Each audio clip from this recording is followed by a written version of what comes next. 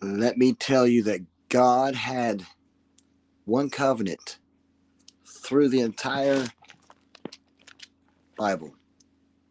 And I know we've been taught that there's been different covenants. I'm not disagreeing with that, but God really had one covenant. And I want to kind of introduce this because I want to stir your faith. So I want to go all the way back to the beginning, and this is an exciting journey here. When God created man and woman, he kind of started, it didn't say the word covenant, but listen to what he establishes. He makes one creature on earth after his image. That's man and woman. And he said, this is your purpose. One, that's his covenant. I'm making man and woman, humanity, after my image. That's God's goal for humanity. Oh, think about that. Think about us being in Jesus, our rebirthing, our being born again. But let me, before I jump too far ahead, and he said, here's the covenant. He says, and he gives authority to mankind, okay, to subdue the earth, to rule over the fish, to rule over all of the animals. That's kind of what he establishes with man, okay? And then he said, be fruitful and multiply. God makes man the only creature in his image. No angels were in his image. Man, subdue the earth, rule over everything on the earth in God's image, rule over, and be fruitful and multiply. That is a covenant in God's image to live out God's purpose. That's what's established.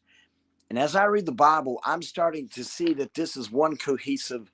I mean, I knew that before, but I'm seeing it's very cohesive, very continuous through this thing.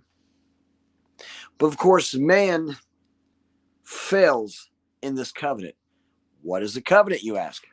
Well, a covenant is a binding promise, like not promise, like I promise I'm going to try to show up. No, like a real binding promise, unbreakable,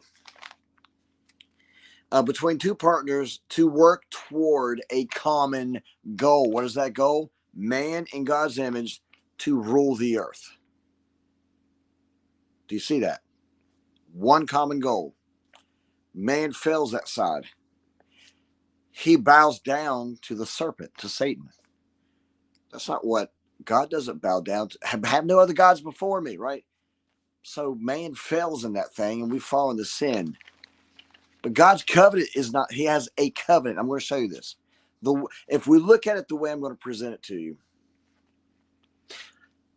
So then God shows up on the scene and he reiterates his covenant when he talks to Satan. And listen, this is more details of the covenant. When he looks at Satan after he's like, what's going on here?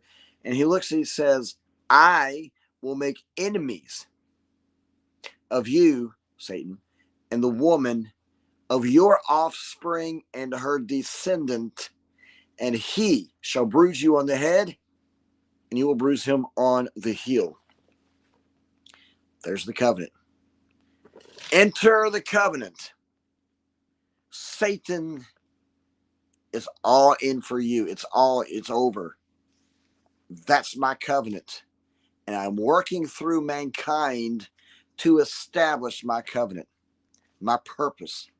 You are in the way of my original purpose for mankind to be like me, to subdue the earth, to be fruitful, multiply, to be happy. You, Satan, have gotten into the way. That's what he's saying. But my covenant will be fulfilled. And now my covenant has this addendum to it, which is the descendant of the woman. That's Jesus. It's going to crush you. That's the covenant. So what happens after that's established? This is very interesting. What do we see happen? Okay, and I'm going to stop at Noah. This is going to be a several part series. I want you to listen. This will be good. So in Genesis 4, right after they're kicked out of the garden, we see Cain chooses the serpent and his ways and murders his brother. And then we see a man named Lamech show up on the scene, And he brags about his chauvinistic and murderous ways. We see man beginning to slip further into sin. And then in Genesis 5, we hear the phrase, and he died, repeated over and over because mankind is now being subdued by death, right? Death is passing to all mankind. That's why we see so-and-so, well, he was born, and he had his first kid and lived a little while, and then he died. And his son lived and had a kid, and he died.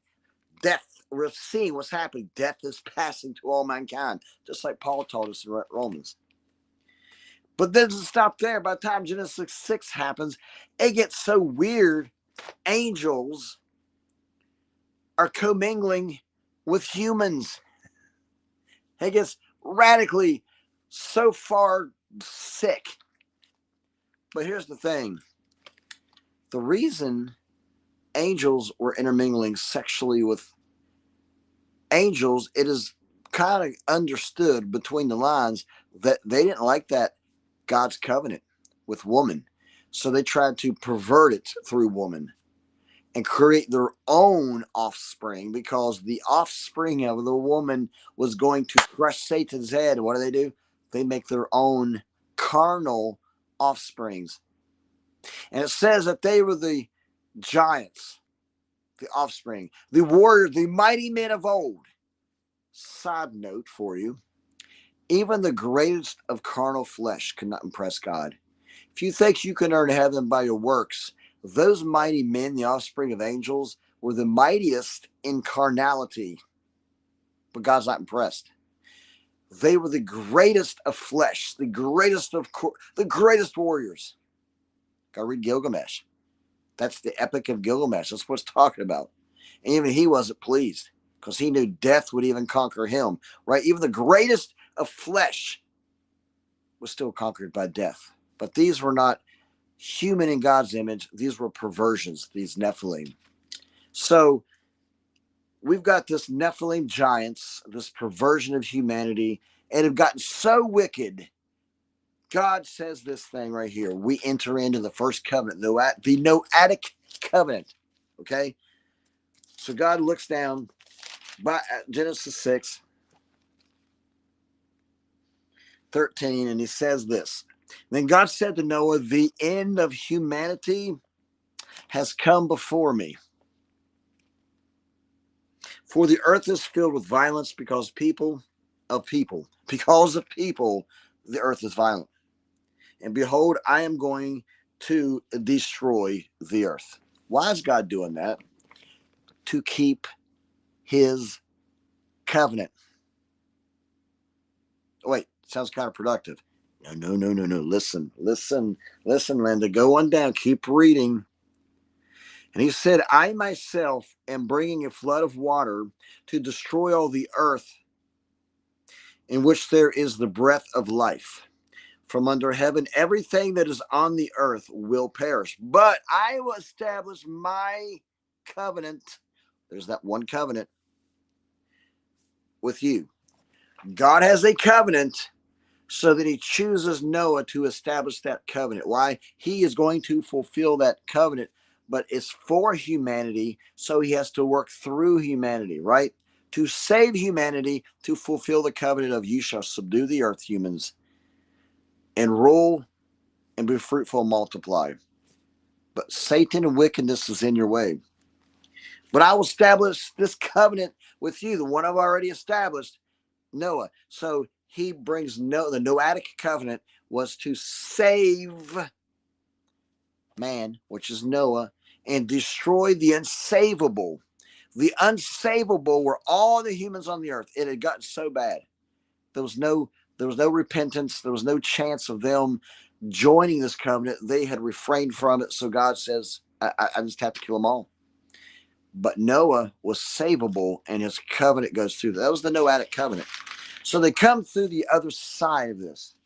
Listen to what he says. Jump down to chapter 9:11. Well, actually, yeah. And then he gets off the ark, my covenant. Okay, 9:11. And this is, I'm going to close with this one, but you got to listen to it. So 9/11, it reestablishes.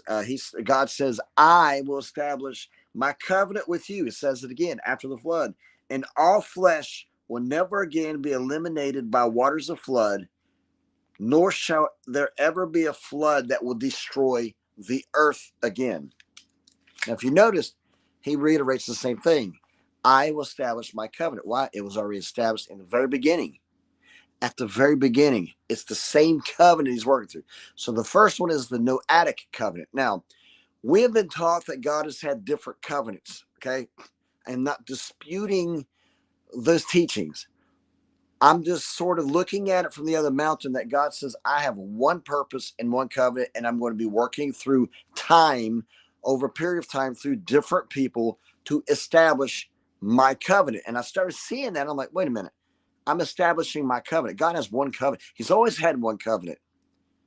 And so now we come upon here. And so when God says in this covenant, he introduces the rainbow.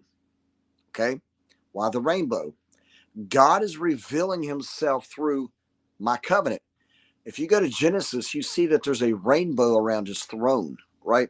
So you begin as you go through each covenant, through Abrahamic, I'll share that tomorrow, through the Mosaic, to the Davidic, to the New Covenant. I'm going to do all these series.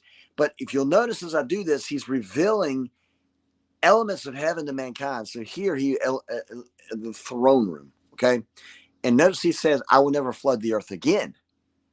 God is always moving forward, never looking backwards. So to go forward, he has to go forward to an end goal that he established when he says, her seed, her descendant will destroy you. But that's the addendum. But the original covenant is what I've already said about fruitful mankind. So then he was not going backwards. So he'll never flood again because he doesn't have to go back there. That's been dealt with. The covenant now is moving along and his purpose is being served. God resets the earth. Oh my goodness. And now my covenant is working through Abraham. So that's step one. This is good. I want you to keep watching these. This is part one. Share it, comment, like it. Hope this has blessed you. I hope this opens up your spirit when you read the word with excitement. You see how cohesive this covenant is. It's going to be good stuff. Stay in the faith. Stay in God's covenant purpose, which the end of it is Jesus. That's the fulfillment of it. And you in this covenant will give you what he promised at the beginning, that man will subdue the earth, will be fruitful, will multiply. There is no more Satan. That's the covenant. Good stuff.